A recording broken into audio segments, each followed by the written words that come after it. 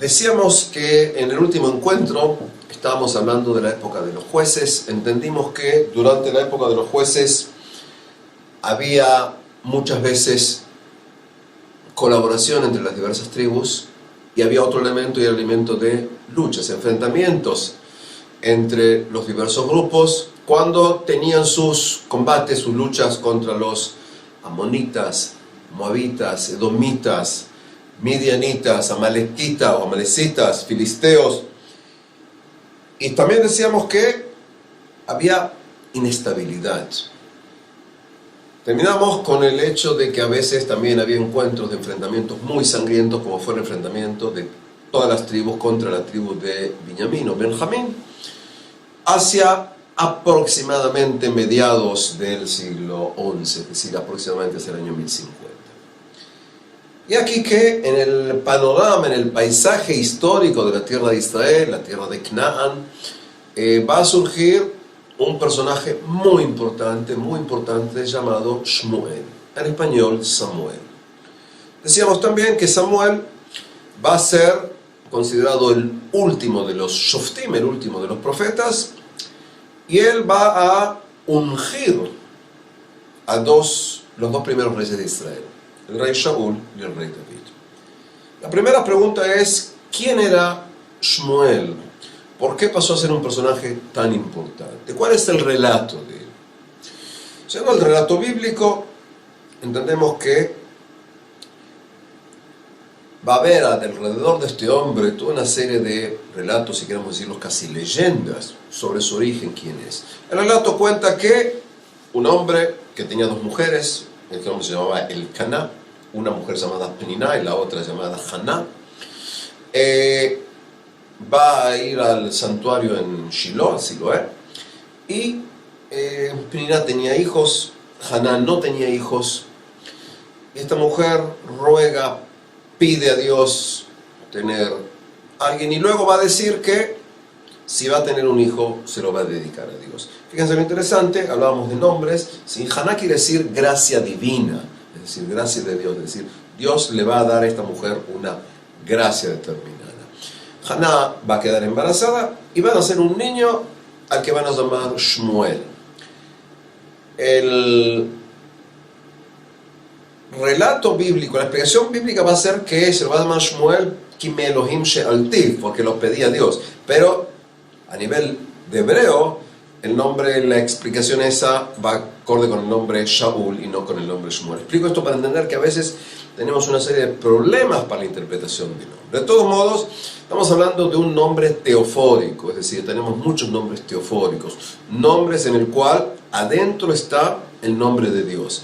Eso lo vamos a ver si es Samuel, Daniel, Rafael o Yu al principio o Yu al final. Es decir, estamos hablando acá de nombres que en la fórmula de ellos, en la esencia de ellos está mencionado Dios. Esto es importante para tratar de entender también la ideología de los que escriben el relato. Shmuel va a vivir en la casa, en el templo, junto con un señor llamado Elí, y con los años Shmuel va a ser verdaderamente un líder al que van a ir ascendiendo hacia el templo gente de todas las tribus para pedir su consejo. Y acá nuevamente uso el término gente de todas las tribus, lo que a veces se podría llamar tipo Ziknei Ha'am, es decir, los ancianos. Estamos hablando de un término similar al término de la Jerusia en Grecia o la gente de lo que se llama el Senado en Roma. Lo que quiero explicar es que estamos hablando acá de que hay una importancia en los llamados los ancianos de la tribu. No podemos hablar netamente de una democracia, pero estamos hablando de que las tribus se manejan en función de una asamblea o consejo de ancianos. Es decir, gente que tiene su peso en esa organización. ¿Por qué esto es importante? Porque en la época de Samuel, siguen en forma cada vez más cruda las luchas entre las tribus de Israel y los filisteos. Y según el relato bíblico, gente de las tribus van a venir a Shmuel pidiéndole que él que les dé un rey, que se llama en hebreo Melech. Y aquí nos encontramos con un capítulo muy interesante, es el capítulo 8 de lo que se llama Shmuel Aleph, es decir, Samuel I, capítulo 8, lo que a veces se llama en hebreo tipo Jukat HaMelech, es decir, la constitución del rey. En dicho capítulo, Shmuel explica por qué la monarquía es mala. Explica que la monarquía es mala porque el rey tomará a vuestros hijos e hijas y hará con ellos lo que quiera. Y escogerá para él a las mujeres mejores y más bonitas. Y le pondrá al pueblo altos impuestos. En otras palabras, podemos decir que es casi un grito en la oscuridad de alguien que, viendo el sistema, prevé cuáles son los problemas en la futura monarquía. Pienso que el capítulo 8 de Shmuel I es uno de los escritos más importantes de la antigüedad con respecto a lo que hoy llamaríamos regímenes republicanos democráticos. Es decir, cuidado, evidentemente, tenemos que tomar siempre en cuenta, la democracia ateniense no es la democracia del siglo XXI, es decir, ha habido cambios. Estamos hablando acá de una concepción básica. ¿Por qué explico esto? Porque a lo largo de la historia, y sobre todo del siglo XVII al siglo XIX, en diversos lugares de Europa, así como a veces hay quienes recurren a la imagen del legislador Moisés, hubo políticos que recurren a la imagen de Samuel que se opone a la monarquía, es decir, a nivel de idea filosófica política. Shmuel, según el relato bíblico, discute con Dios, y discute diciendo, fíjate que es lo que quieren, y según el relato bíblico, Dios le va a decir, no es de ti que reniegan, sino reniegan de mí, por lo tanto, escógeles un rey. Nuevamente estamos acá hablando de la pregunta, y es, ¿quién es el rey? ¿El hombre o Dios en ese tipo de ideas? Sea como sea, Samuel, que no está muy convencido de esto, sale a buscar a alguien. Y en el concepto bíblico, la elección que caerá sobre un individuo llamado Shaul ben Kish. Shaul, el hijo de Kish. Shaul, que es el hijo de la tribu de Benjamín, la tribu más pequeña que tienes en ese momento dentro de lo que son la anfitriona de las 12 tribus. Lo único que sabemos de Saúl es una cosa, y es, como dice el término hebreo, Mishichmo Amala Gavoa Mikol Adam. En otras palabras, un hombre que era muy alto. Estoy hablando ahora solamente de la definición más sencilla, no estoy hablando de interpretación poética, es decir, el hombre más alto de todos, digamos que un hombre alto, grandote, digamos así, que él va a tener que salir a luchar contra los filisteos. Un hombre muy sencillo, según el relato bíblico, él había salido a buscar unos asnos que se habían escapado, unos burros, sí, por eso la famosa frase en hebreo, sí, que salió a buscar burros y se encontró una corona real, ¿sí? Es decir, la idea de que él fue por una cuestión y después, si digamos así, la divinidad, la providencia, estamos hablando de conceptos, Dios fue la que decidió ser escogido por Dios. Viene aquí, hay un encuentro entre estos dos hombres, tomamos el relato bíblico y Samuel va a ungirlo a Shaul, va a ungirlo, es decir, hay acá una ceremonia en la cual se lo va a convertir, por decir así, en rey. Algo muy importante que vamos a ver más adelante, yo muchas veces quiero que veamos términos que más adelante, durante los cursos, los vamos a ver, y es, el término que se va a utilizar cuando hablamos de ungir es limshoach, es decir, que lo convierte en un Mashiach, en un Mesías. Explico este término porque el concepto de quien se unge tiene un significado teológico político. Dije también teológico político. Recuerden esto cuando hablemos de la idea del Mesías mucho más tarde. Es decir, Samuel lo va a ungir a Shaul. Dicho de otra manera también, el poder divino estará sobre el poder terrenal. El que está arriba va a ser el hombre de Dios. El que está abajo será el instrumento en gran medida. Esto es muy importante para terminar la relación entre lo que llamaríamos entre Estado y clerecía, entre el Estado y los sacerdotes. Después de esto, toma Saúl va a tomar a una res, la va a matar, va a cortarlo en 12 pedazos, en 12 trozos, y va a enviar un pedazo de cada uno de los trozos, y va a enviar uno de todos los 12 pedazos a cada una de las 12 tribus, diciéndoles, esto ocurrirá a aquellos que no vengan a ayudarme con tropas, con hombres. Lo que él va a intentar hacer, y lo va a hacer aquí, es organizar un ejército cuando se impone a todos los hombres de todas las tribus. Cada una de las 12 tribus obligatoriamente va a tener que enviar hombres para defender. Shaul entonces va a empezar a organizar un ejército con las 12 tribus. Y el ejército va a tener básicamente que luchar contra los filisteos. También va a tener que luchar contra los amalequitas. En otras palabras, va a intentar definir quiénes somos, cómo somos. Shaul, durante los años que va a reinar, se calcula que aproximadamente reinó entre el año 1030 al año 1010. Aproximadamente. Dijo esto cuando expliqué también en la primera clase, tenemos un problema de cronología, es aproximado, pero él va a reinar unos 20 años. Shaul va a ir reinando durante unos 20 años, va a ir teniendo combates. En un momento determinado, Shaul no va a escuchar las órdenes que le da Samuel. Va a tener un combate que lucha contra los amalequitas, entre otras cosas tiene que matar a todos, incluyendo al rey de los amalequitas, y tiene también que matar todos los rebaños que tienen. Cuando se vuelven a encontrar, resultó ser que Saúl no cumplió con toda esta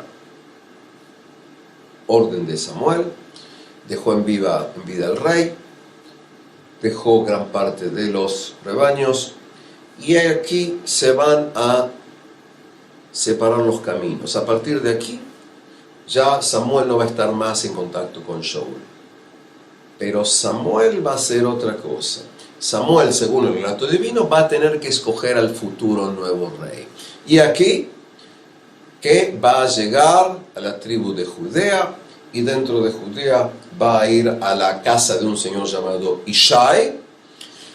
Ishai tiene varios hijos, y en definitiva la elección humana o divina va a recaer sobre el más pequeño de los hijos, llamado David. Y recordemos algo muy interesante, y es David, en hebreo se escribe Dalet Vav Dalet, que también se dice Dod, y Dod quiere decir amado. Hay quienes consideran que quizás ese no era el verdadero nombre de David, sino que fue considerado el rey amado, y por lo tanto es la manera en que se lo va a conocer en la historia. El rey David, el rey amado. Viene y tiene aquí lugar también el acto de que también David va a ser ungido. En otras palabras, Samuel, como decíamos, va a ungir a estos dos individuos. Primero a Shaul y después a David. Evidentemente Shaul no sabe que David ya ha estado ungido. Ahora, ¿cuál es la relación entre Shaul y David? Tenemos dos relatos distintos. Hay dos momentos en que Shaul y David se encuentran por primera vez, lo que ha creado toda una serie de problemas y diversos tipos de teorías. Según nuevamente la concepción bíblica, Shaul empezó a tener, digamos así, problemas mentales, desequilibrios mentales. Entraba en lo que podríamos llamar hoy en día quizás en estados depresivos. Y entonces se necesita alguien, y básicamente la idea es alguien que pueda tocar música. Y David, además de ser pastor, tocaba el arpa. Fíjense que la palabra en hebreo es la palabra kinor, pero el kinor bíblico se considera que era un arpa y no un violín, que es la palabra kinor hoy en día. Entonces David se acerca a la mini corte de Shaul, y más o menos va a ir cada tanto tocando para que este hombre se tranquilice. Pero hay otro relato.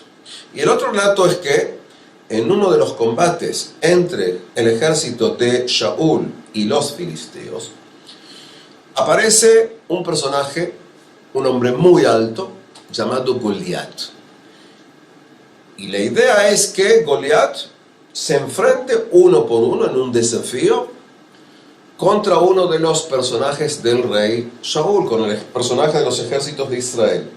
Y el que gane será verdaderamente el ganador, y de esta manera se pueden ahorrar las vidas de montones de soldados, de montones de participantes. Entre paréntesis, conocemos este tipo de combates en diversas culturas antiguas. En Medio Oriente, en la zona del que va a ser el mundo griego.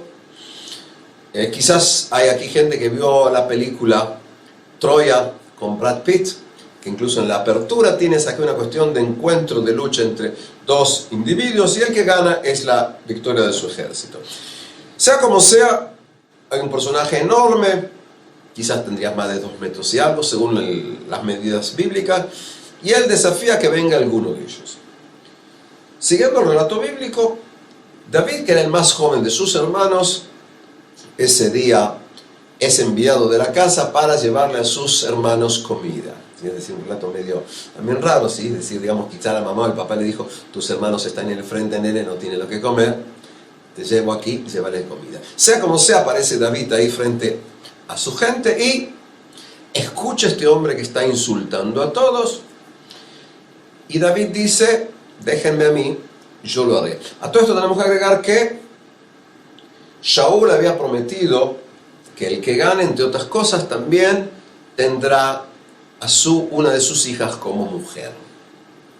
Viene David, ahora tenemos un poco de imaginación, imaginarlo, estamos hablando de un joven, un muchacho, que lo único que sabemos según la descripción física bíblica era que era color, su cabello era de color pelirrojo. Es decir, porque dice Atmoní, pero no sabemos si era muy alto, si era muy bajo. No, muy alto no podía ser, pero común, mediano. Según el relato, viene este joven y él se va a enfrentar con Goliat. David tiene una onda en la que pone su piedra. Goliat viene y le dice: ¿qué vas a hacer? ¿Qué piensas que soy un perro? Estás así, me vas a tirar piedras. Según el relato, toma a David, pone una piedra en la onda, tira la piedra, le pega aquí en la frente. Goliat cae y rápidamente, ágilmente, muy ágilmente, David corre, toma la espada, supongamos con las 2 manos de él, la espada de Goliat que cayó, ¡hop!, le corta la cabeza y luego toma la cabeza mostrándosela a los filisteos, los cuales, apavoridos, huyen, dejando aquí el campo de batalla en manos de las tribus de Israel. Este relato del famoso encuentro, del famoso duelo entre David y Goliat, podemos decir que es, a nivel del mundo occidental, no solamente el mundo judío, uno de los encuentros más famosos en la historia entre un individuo que es pequeño, con pocas posibilidades de ganar, y el hombre enorme que seguramente le va a ganar. Y acá viene la famosa idea de David y Goliat. Y aquí que, según el relato rápidamente lo que va a pasar es que David pasa a ser un personaje honrado, amado, elogiado por el pueblo de Israel. Y cuenta el relato bíblico que cantaban por las calles en hebreo: Ika David, Ika Shaul be'alafaf, David be'revivotav, ben Ishai chai ve'kayam. Es decir, mientras que Saúl ganaba a miles, David ganaba a decenas de miles. Viva, gran vida tenga el hijo de Ishai, es decir, David. En otras palabras, se convirtió en un personaje célebre, en un héroe. Y de esta manera va a ser parte de la modesta corte del rey Shaul. Pasa a estar cerca de la gente. La hija con la que se tenía que casar David era Merav, pero Shaul no le da a Merav, sino que le da a Michal. Eso es importante para entender lo que a veces hablamos de intrigas palaciegas. Él tenía que haber recibido la hija mayor, pero le dan otra hija. Dentro del pequeño grupo de palacio hay uno de los hijos de David llamado Jonatán. Jonatán, cuyo nombre podemos traducirlo como Dios otorgó, Dios nos dio. Y entre David y Jonatán se va a dar una de las amistades, pienso, más hermosas que tenemos a nivel de relato bíblico. Es decir, una relación de amistad que pienso que solamente se puede entender dentro de los marcos de lo que a veces es camaradería de militares, es decir, una relación de dos hombres que tienen que luchar, que tienen que ir al frente y más o menos van a ir uniendo sus destinos. Además de estos, vamos a ver otro hijo de Shaul, del que voy a hablar luego, llamado Mefiboshet o Ishboshet o Ishbaal, sin entrar a todos los nombres, del que luego hablaré. Es decir, Shaul tiene hijas, Shaul tiene hijos y tiene una corte, pero ni siquiera tiene exactamente una capital. Ni siquiera tiene exactamente una capital. Parece ser que el lugar de Shaul estaba básicamente en un lugar que a veces se considera el lugar llamado Geva o Agivá. Hay quienes piensan que un lugar que está al norte de Jerusalén, llamado Tel El Ful, ahí sería, los que conocen Jerusalén, está más o menos entre la zona de Pisgat Ze'ev y Beit Hanina, es decir, un lugar que está ahí, que según excavaciones arqueológicas que se hicieron en el siglo XX, quizás era la zona en la que tenía una pequeña base el rey Shaul. Explico esto porque el rey Shaul, según el relato bíblico, es un hombre muy sencillo, es un hombre muy modesto, es un hombre que básicamente vive en condiciones constantes de campaña. En otras palabras, estamos hablando de un individuo, desde mi perspectiva, muy sencillo, muy fiel, que luego, a veces el autor o los autores intentan como menospreciar su importancia, creando en forma verdadera o real un tipo de enfermedad mental depresiva. ¿Por qué? Porque a quienes consideramos, como yo, que el Tanaj básicamente va a desarrollar la gran importancia, incluso exagerando, de la dinastía davídica del que vamos a hablar luego.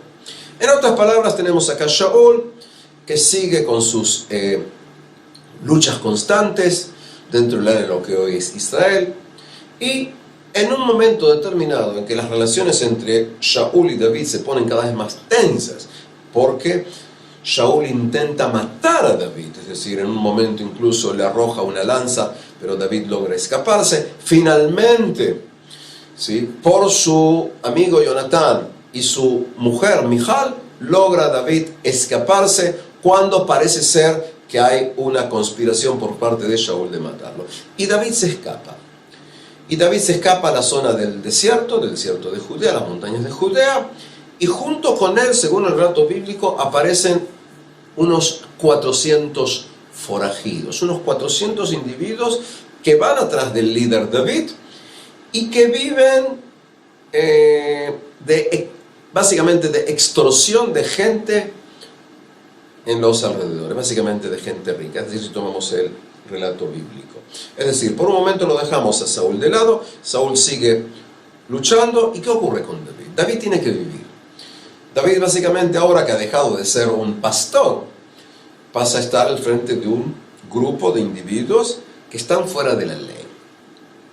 ¿Por qué están fuera de la ley? Nosotros no exactamente sabemos. Pueden haber diversas teorías, o gente que no tenía dinero para pagar deudas, o gente que prefería estar en el liderazgo y por alguna razón se dio una fidelidad con David. Sea como sea, esta gente va dando vueltas en diversos lugares.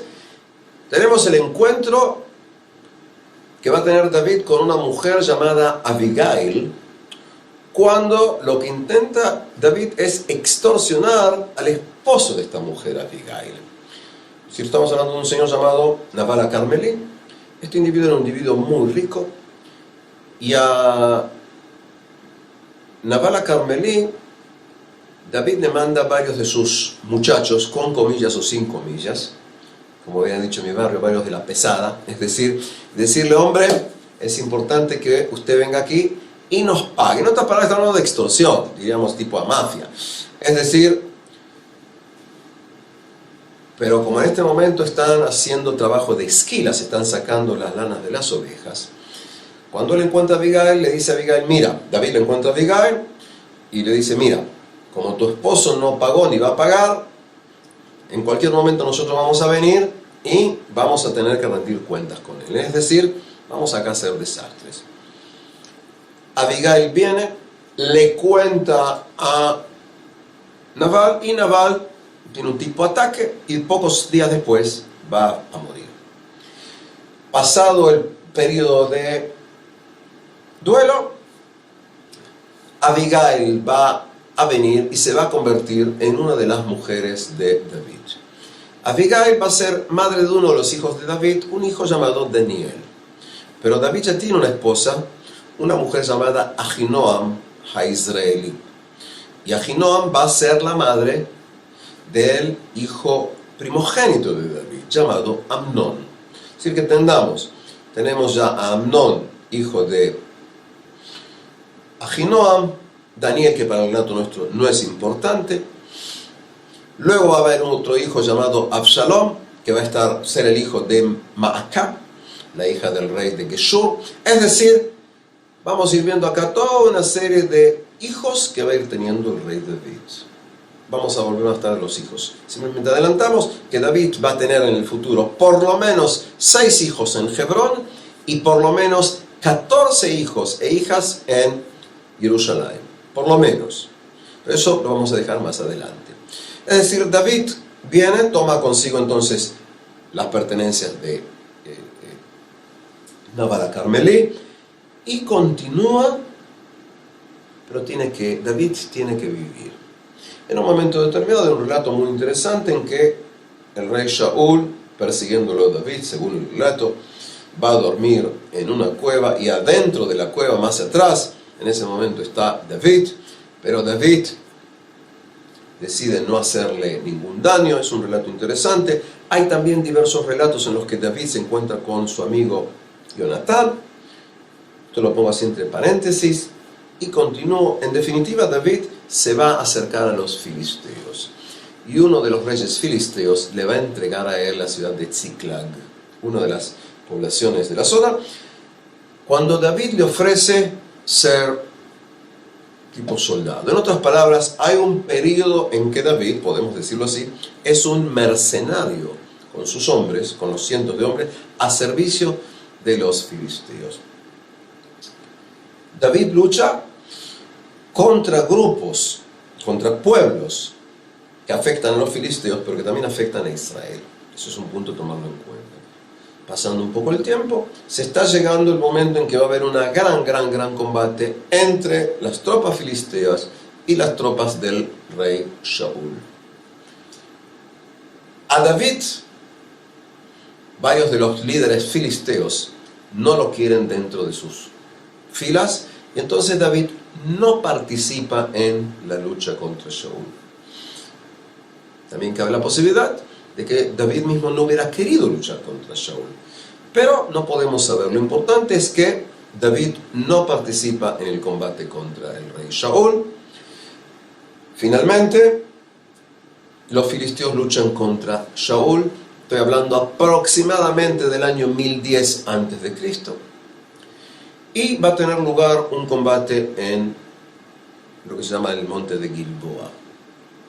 El monte Gilboa, sí, es que Shaul con su ejército va a ser derrotado. En dicho evento va a morir su hijo Jonatán.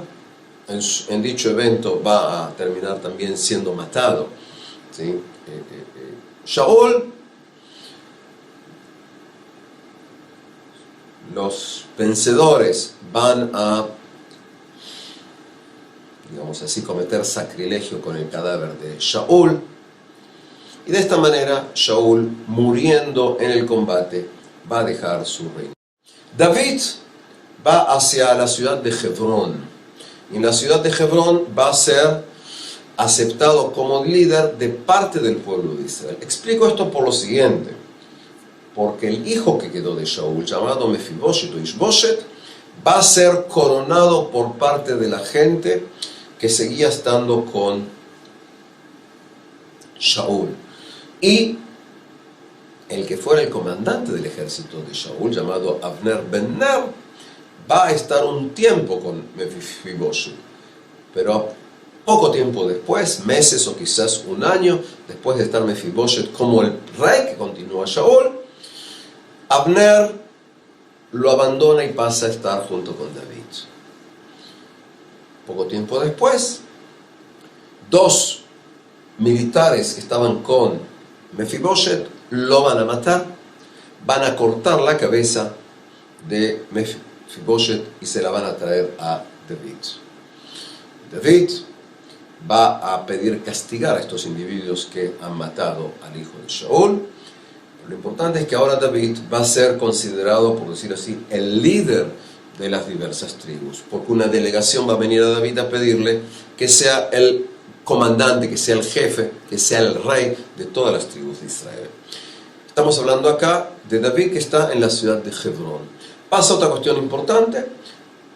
Un individuo muy importante a las órdenes de David es un individuo llamado Yoab ben Tzruya, que podríamos decir que es el general más importante de David. Yoab ben Tzruya va a matar a Abner ben Ner, el que era el antiguo importante comandante de Shaul. No estoy hablando simplemente de cuestiones hoy día periodísticas. Quiero que entendamos que tienes aquí luchas entre familias, entre clanes, entre individuos que quieren detentar el poder. A partir de aquí, David es el hombre que está fuerte en Hebrón, y en el 7º año de su gobierno, David va a conquistar una ciudad llamada Yebús. Y esa ciudad va a tener también otro nombre. Va a llamarse Jerusalén, va a ser llamada Jerusalén. Va a ser llamada la ciudad de David, porque va a ser David el que la va a conquistar. En el 7º año del reinado, si consideramos que David empezó aproximadamente el reinado en Hebrón en el año 1010, estamos hablando del año 1003 antes de la Era Común. Eso va a explicar por qué en el año 1997 en el Estado de Israel se conmemoraron 3000 años de Jerusalén judía. Es decir, del año 1003 antes de Cristo al año 1997 de la Era Común. Es decir, David,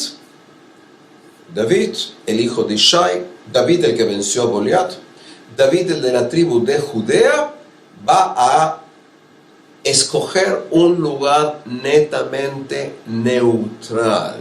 Este es un punto que tenemos que tomar en cuenta, porque hasta entonces la zona de Yebús, la zona de Jerusalén, no pertenecía a ninguna de las 12 tribus.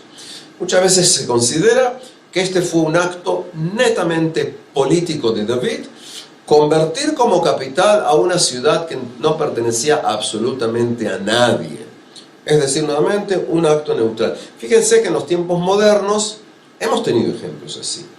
Se me ocurre, ¿sí?, que cuando en el año 1561, ¿sí?, un señor llamado Felipe II, en España decidió que la corte que estaba en Valladolid se trasladaba a un pequeño pueblito llamado Madrid, fue una decisión netamente política de este tipo. Cuando a partir de 1960 Río de Janeiro deja de ser la capital para ser Brasilia, estamos hablando de un evento de crear una capital de la nada, es decir, un lugar nuevo, con todo lo que esto va a implicar, a nivel organizativo, a nivel administrativo, a nivel político. Este va a ser el lugar. En otras palabras, podemos decir que empieza acá la cuestión de Jerusalén con lo que se llama una unión personal, es decir, una unión personal del rey, y no así porque sí, se va a hablar generalmente de Ir David, la ciudad de David. Paréntesis, Jerusalén no quiere decir la ciudad de la paz.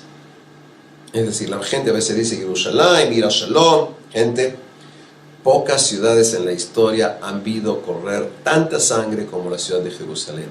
Que quizás sea un anhelo en el futuro, es una cuestión. ¿Sí? Está discutido, Shalem se considera que era el nombre de un antiguo dios. ¿Sí? Ahora, la palabra Jerusalén figura, lo que conocemos en textos egipcios antiguos, el nombre de Jerusalén.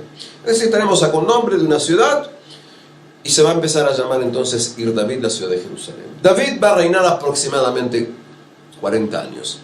Es decir, si salimos de que más o menos empezó a reinar en el año 1010 antes de Cristo, va a reinar aproximadamente hasta el año 970 antes de Cristo. David va a hacer diversas cosas. Una de las primeras cosas que va a hacer David, según el relato bíblico, luego que Shaul y Jonatán fueron muertos, va a escribir una elegía, va a escribir un canto de dolor por la muerte de Shaul y por la muerte de su gran amigo Jonatán, cuyo amor le era más caro que el amor de todas las mujeres. Es decir, el punto este, que es un punto muy importante, pienso yo que expresa la verdadera amistad, el verdadero amor que podían tener a lo largo de toda la historia hombres que compartían básicamente el mundo militar. Un mundo en que gran parte de la concepción, por ser una concepción patriarcal, ¿sí?, un hombre podía tener varias mujeres y el amor a la mujer era distinto del amor o la relación que podía tener con hombres. David va a tener mujeres, varias mujeres, pero David va a hacer varias cosas. Uno de ellos va a tener un ejército, gran ejército, en el que también tiene un grupo selecto, en el que por los nombres, por los apodos, parte de este pequeño grupo que está alrededor de él, podríamos decir que son individuos que no pertenecen a las tribus de Israel. Es decir, tiene un grupo selecto que lo rodea a él, que lo protege a él, que por los nombres diríamos quizás pertenecen a pueblos de otros lugares. Una guardia personal. David va entonces, decíamos, a organizar un ejército. David, según el relato bíblico, que va a ser problemático, va a lograr llegar hasta el Éufrates. Va a poder someter a los filisteos. Va a tener parte del actual Líbano. En otras palabras, como ustedes pueden ver aquí en el mapa, el reinado de David va a ser de gran extensión dentro de lo que es el Medio Oriente. La pregunta famosa es, ¿esas eran verdaderamente las dimensiones del reinado de David? ¿O es producto de un anhelo, de una exageración, como ocurre tantas veces en la historia? Entiendo que por lo menos hoy no vamos a poder tener respuestas. Además, y eso lo voy a dejar después, que hay grupos pequeños que niegan la existencia de un reino unificado. Por eso quizás lo vamos a hablar más tarde. En otras palabras, tuvimos a Shaul, breve, contemporáneamente con David está Ishbosheth, y ahora va a estar el rey David. David, decíamos, tiene un gran ejército. David también va a conquistar diversos lugares, va a tener aquí lugares en conquista. David va a tener su centro en la ciudad de Jerusalén, a la que va a traer el arca de la alianza, donde están las tablas de la ley. David va a ser un personaje conflictivo, entre otras cosas, por el famoso relato que vamos a encontrar, ¿sí?, en la Biblia, ¿sí?, en el libro Samuel 2, capítulo 11, en el famoso relato de David y Bathsheba. El relato bíblico es muy sencillo, digamos, ¿sí? David está en su palacio, desde su palacio ve como una bella mujer se está bañando.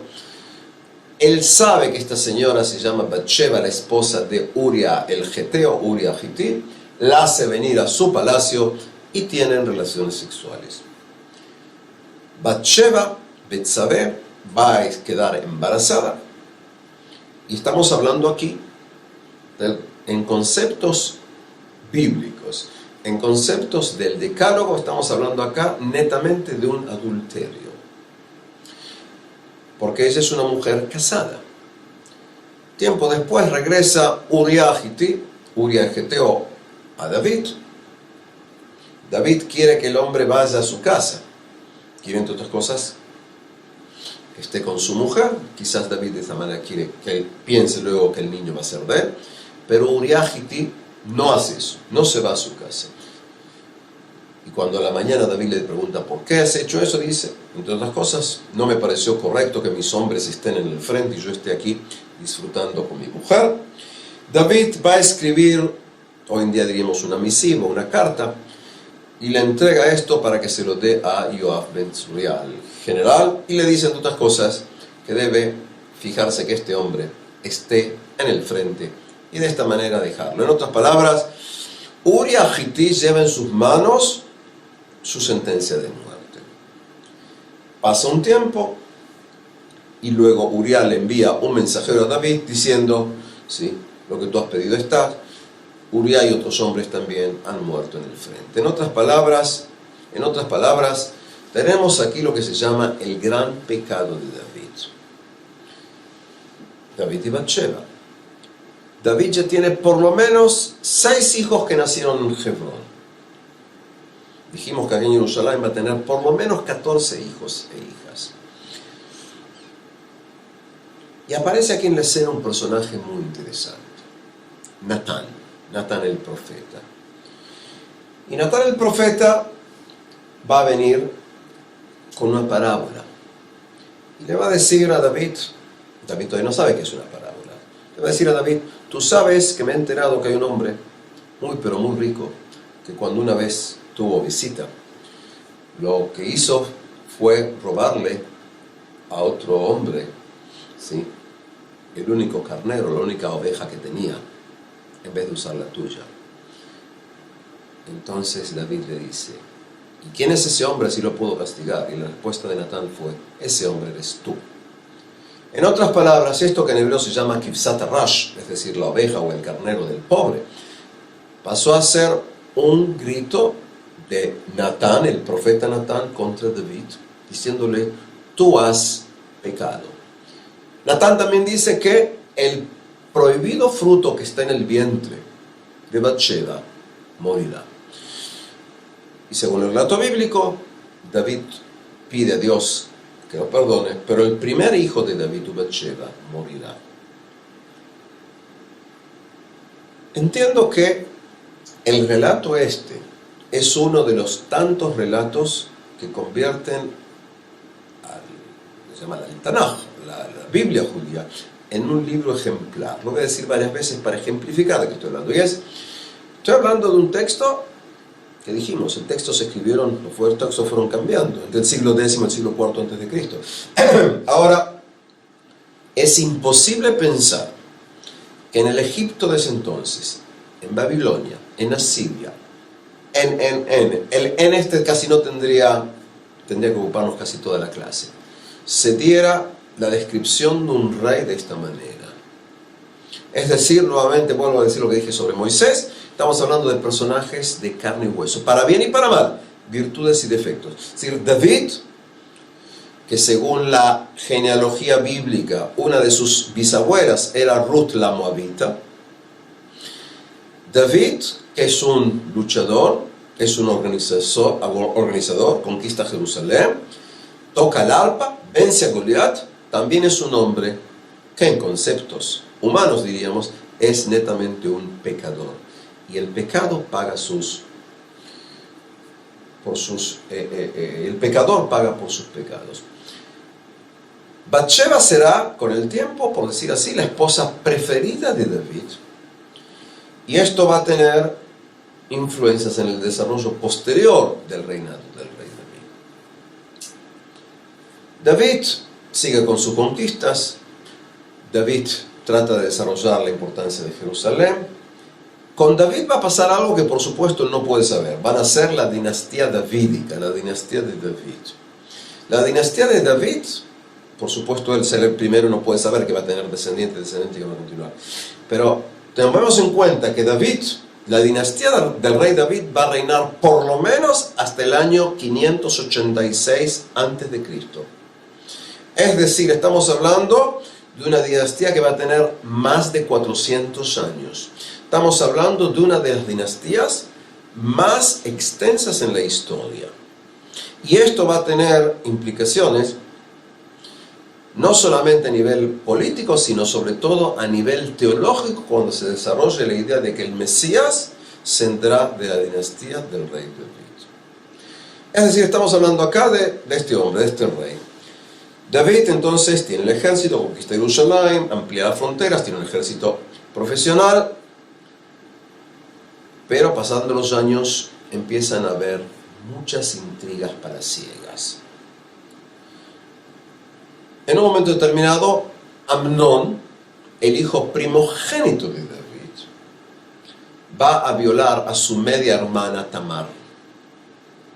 Tamar es hermana completa de Absalón. Son hijos de Maacá.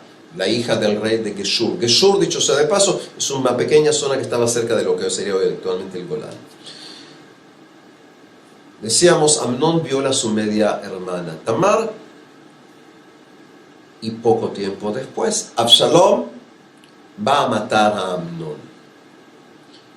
Es decir, un hijo de David mata a otro hijo de David, el que había asesinado a una hija de David. Si estamos hablando acá de intrigas en palacio. Absalom, podemos decir en gran medida que es casi el hijo preferido de David. Dije que Bathsheba va a ser quizás la mujer preferida. Bathsheba va a dar a luz a Salomón, a Shlomo. Continuando aquí, pasa el tiempo y Absalom va a intentar rebelarse contra su padre, va a intentar tomar el poder. Absalom va a hacer una rebelión, va a estar apoyado por determinados círculos, por supuesto, y hay otros que van a estar apoyando a David. Yoab ben Tzruya va a apoyar a David. Y, como ustedes imaginarán ya, David va a ser el que va a ganar, va a lograr sofocar esta rebelión. Pero ¿de qué manera se sofocará la rebelión? David da la orden, según el relato bíblico, de respetar la vida de su hijo Absalom. Pero Yoab ben Tzruya va a matarlo pese a la orden expresa de David. En otras palabras, estamos viendo aquí que Amnón iba a ser el rey, deja de serlo. Absalom iba a ser el futuro rey, deja de serlo. En este momento nos queda un personaje llamado Adonía, y va a quedar luego también Salomón, Shlomo. Pasando el tiempo, va a ser entonces, cuando David está cada vez más anciano, David va a pedir incluso, porque tiene frío, que se le consiga una bella virgen joven para que le pueda calentar los pies. Y aquí va a entrar en este relato un personaje llamado así Abishag Shunamita. Abishag la Shunamita, que según el relato va a estar acostada a los pies del rey. Cuando David ya es un individuo verdaderamente anciano, Adoniao, que sabe que Salomón tiene aspiraciones de ser rey, Adoniao va a pedir ser aclamado rey, estando todavía en la vida de David, pero rápidamente va a haber acá un tipo coup d'état, y de esta manera se va a lograr que Bathsheba, junto con Natán, consiga que David esté dispuesto a hacer un tipo de coronación, un tipo banquete, para que Salomón empiece a ser un corregente con el rey David.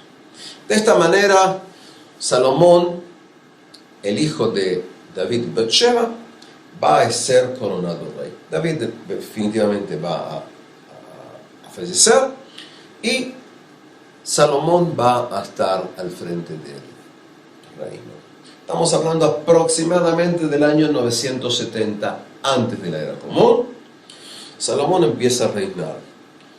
Salomón rápidamente va a eliminar a elementos que en su momento podían estar favoreciendo a sus opositores, con un pretexto determinado, como que Adonía quiere recibir la concubina de David, quiere recibir a Abishag Shunamit, lo van a lograr matar.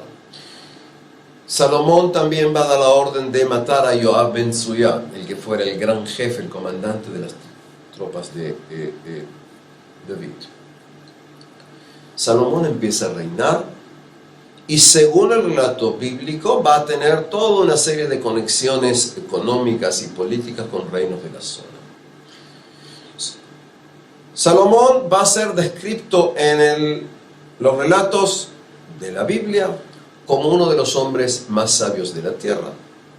Según los relatos de la Biblia, Salomón va a recibir delegaciones de diversos lugares. Uno de los relatos más famosos es el relato de la venida de la reina de Sheba, la reina de Saba. ¿Dónde es Sheba? ¿Dónde es Saba? Pienso que nadie sabe. Diversas teorías, ideas, etc. Pero nadie sabe exactamente dónde era el reino de Saba. Es decir, de todos modos, vino delegación y se pone en bocas de la reina de Saba. Las palabras, dichosos son los hombres que estando aquí pueden escuchar siempre tu sabiduría. Porque también a Salomón se le adjudican actos de juicios especiales, como lo que se llama el famoso juicio de Salomón, cuando dos mujeres que eran prostitutas duermen con sus niños y a la mañana se dan cuenta que uno de los dos niños ha muerto. Las dos mujeres dicen que el niño que queda viva es el mío, y luego de discusiones son llevadas ante el rey Salomón. El rey Salomón, luego de escuchar a estas dos mujeres, decide que lo mejor será partir al niño en dos, y de esta manera cada una de las dos mujeres recibirá la mitad. Una de ellas dice, no, dáselo a la otra mujer, y una dice, sí, hace eso. Evidentemente el rey entiende que la mujer que dice, no lo hagas eso y dáselo a la otra, es la madre que prefería la vida. Esto es lo que se suele llamar el juicio salomónico, el juicio en el que él demostró su inteligencia. Pero acá entramos a una serie de problemas, y es, ¿qué tipo de relaciones tiene Salomón? Salomón tiene relaciones con el rey Hiram, el rey de la ciudad de Tiro, que se llama Hiram Melech Tzor. Con el rey tiene una relación muy especial porque Salomón quiere y va a construir el templo de Jerusalén. Y el templo de Jerusalén se construirá entonces con cedros del Líbano, lo que se llama en hebreo Arzea Lebanon. Es decir, el rey Hiram de la ciudad de Tiro va a venderle a Salomón árboles, pero además le va a vender y va a enviar también arquitectos, ingenieros, individuos que van a trabajar en el diseño del templo. El rey Salomón tiene relaciones con este rey. El rey Salomón va a utilizar las naves también del rey de Fenicia, y de esta manera va a tener relaciones económicas con diversos lugares del mundo. Van a llegar las naves a lugares llamados Tarshish, Ofir. No siempre sabemos exactamente dónde quedan esos lugares, los nombres bíblicos no son conocidos de otras fuentes. Pero también ocurre lo siguiente, y es, para lograr la construcción, el rey Salomón impone una política de leva, es decir, cada una de las 12 tribus tiene que dar varios miles de hombres para que estos hombres traigan las maderas del Líbano, para que estos hombres trabajen en construcción. En otras palabras, se hace hay una cuestión de impuestos bastante fuertes, bastante pesados sobre la población del reinado de Salomón. Durante 13 años, según el relato bíblico, se construye el templo de Salomón. 13 años. Y durante 7 años se construye el palacio de la hija del faraón. Sí, 13 años es el templo en Jerusalén, 7 años es la construcción del palacio de la hija del faraón. ¿Quién es la hija del faraón? La hija del faraón es una de las 1000 mujeres del rey Salomón. Según el relato bíblico, como está en el libro de Reyes, primero, capítulo 11, el rey Salomón tenía 700 esposas y 300 concubinas. En otras palabras, tenía 1000 mujeres. Y esto implica, además de una cuestión moral discutida, esto implica también muchísimos gastos. Es decir, cuando nosotros hablamos de los más o menos 40 años del reinado de Salomón, muchas veces hablamos de los primeros buenos 20 años, y los 20 años continuaron, que eran años malos. ¿A qué nos referimos? Hay que hacer una regla en la historia, y es cuando hay grandes construcciones monumentales, cuando hay grandes cortes, la mayor parte del pueblo la pasa muy mal, porque alguien tiene que pagar esto que no vuelve al pueblo, sino que queda solamente en la corte del soberano, en este caso el rey Salomón. Había un señor llamado Jeroboam ben Nabat, Jeroboam hijo de Nabat, de la tribu de Efraín. Y este hombre, según el relato bíblico, era el encargado de lo que llamaríamos los trabajos, la organización de las levas. Y en un momento determinado, Jeroboam ben Nabat se rebela contra Salomón. porque considera que la situación socioeconómica es muy mala y la situación de los habitantes del Estado es bastante mala. Salomón responde de la manera que muchas veces monarcas se respondieron en la historia, y es: lo intenta matar. Como lo intenta matar, Jeroboam ben Nabat se escapa, se va de exilio a Egipto, es decir, del reinado de Salomón se escapa al sur. Según el relato bíblico, en el camino se encuentra con un señor llamado Ahía Shiloni, y este Ahía Shiloni toma una capa, la corta en 12 pedazos y le da 10 diciendo: estos serán el futuro tuyo. Es decir, estamos aquí anticipando la división o el cisma del reino unificado. Sea como sea, volvimos aquí. Luego de que en los primeros 20 años se construyó el templo y se construyó el palacio de la hija del faraón, Salomón tiene que pagar. Y según el relato bíblico, Salomón va a entregar 20 ciudades de la zona de Kabul, es el nombre de una zona en la actual Galilea, al rey de Fenicia. Quiero que entendamos algo, y es: si el rey Salomón paga entregando ciudades, entregando terrenos como pago al rey de Fenicia, quiere decir que la situación económica del país era pésima, no mala.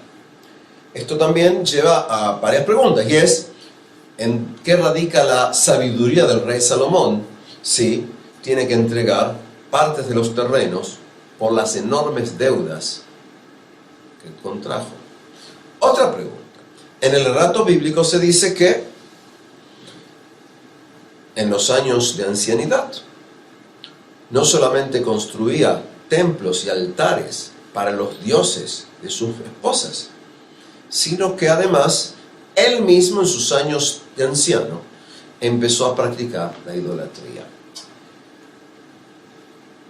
Entramos acá a una serie de cuestiones problemáticas ahora, pero quiero aclarar, es decir, no estamos acá en un curso de teología judía o de apología judía, estamos hablando de un curso histórico.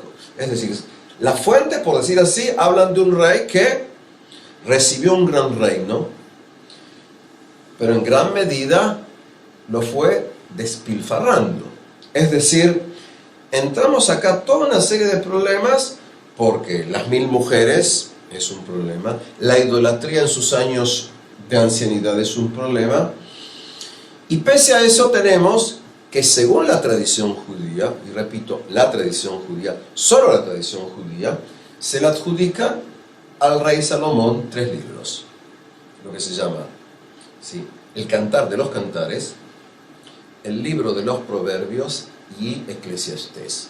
Estos son tradiciones posteriores de la época del Segundo Templo, que en conceptos de investigación de la Biblia es inaceptable. Es decir, los 3 libros que se le adjudican al rey Salomón, en conceptos de investigación bíblica, no son del rey Salomón. Venimos acá y muchas veces, y lo vamos a ir viendo, es decir, hay historia y hay luego muchas veces lo que se llaman leyendas. Es decir, tomando en cuenta que los relatos del rey Salomón los tenemos solo en el relato bíblico, y tomando en cuenta que el relato bíblico habla de sus 1000 mujeres y su idolatría y la entrega de tierras, no tenemos otra manera que pintar de esa manera los últimos años del rey Salomón. Pero Salomón continúa la dinastía davídica, y por eso vamos a ir viendo acá algo muy importante, y es: el rey David conquistó Jerusalén, la dinastía va a ser la dinastía davídica, y Salomón va a construir el templo. Y el templo se va a considerar el lugar en que reside el Espíritu de Dios, la divinidad.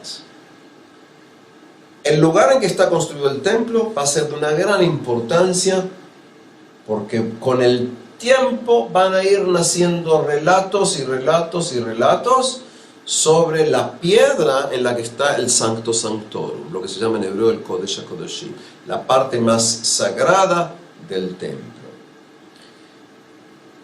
Y acá tenemos que ver, ¿sí?, que como el rey Salomón tenía muchas esposas, ¿qué va a ocurrir al final? ¿Qué va a ocurrir cuando él muera.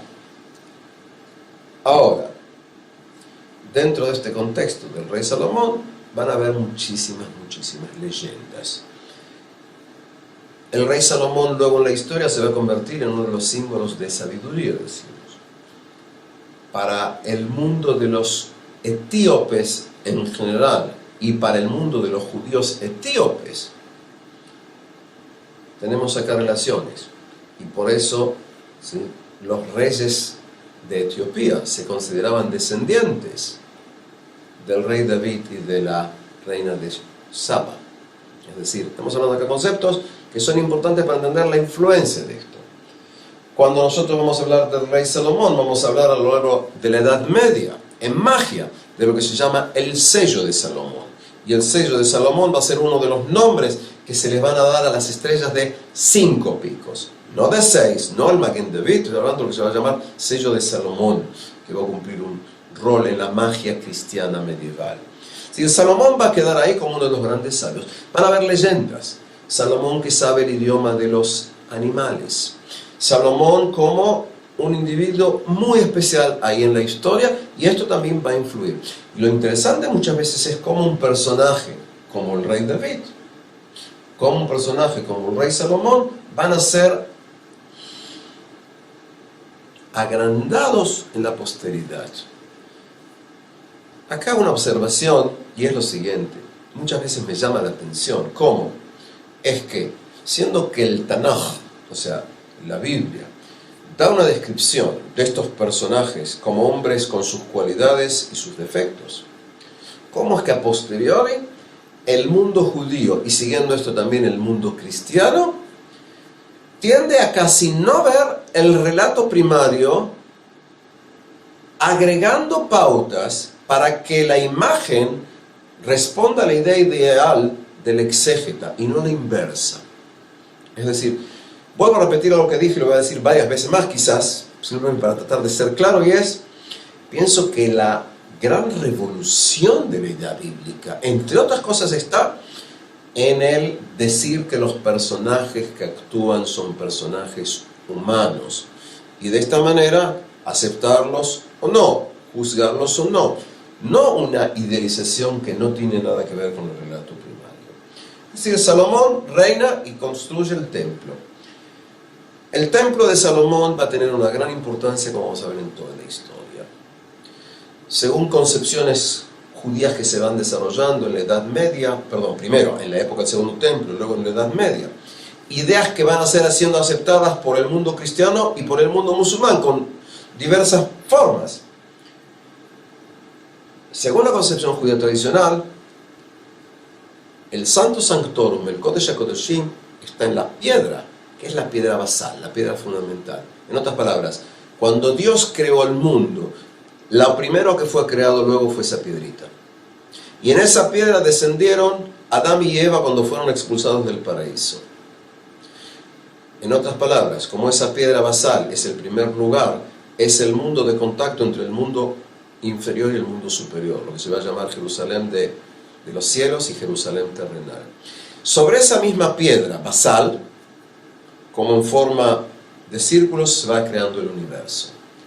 Sobre esa misma piedra, según la concepción judía tradicional, Abraham intentó sacrificar a Isaac. O sea que tienes creación y tienes el lugar de la prueba de Abraham. En esa misma piedra va a tener lugar la construcción del templo. Cuando venga el Islam, se va a explicar que esa piedra es la piedra en la que Mahoma, llamado el profeta, va a llegar con su caballo o su animal fantástico llamado el Borak. Es decir, todos esos relatos se van dando dentro de esta piedra, dentro de la piedra del templo. Con esto quiero que tratemos de ver, y es, tienes acá una dinastía. Saúl estuvo al principio, pero luego vienen David y Salomón. La dinastía de América, el templo, y con el tiempo va a venir también la idea del Mesías. Y con esto continuaremos el próximo encuentro.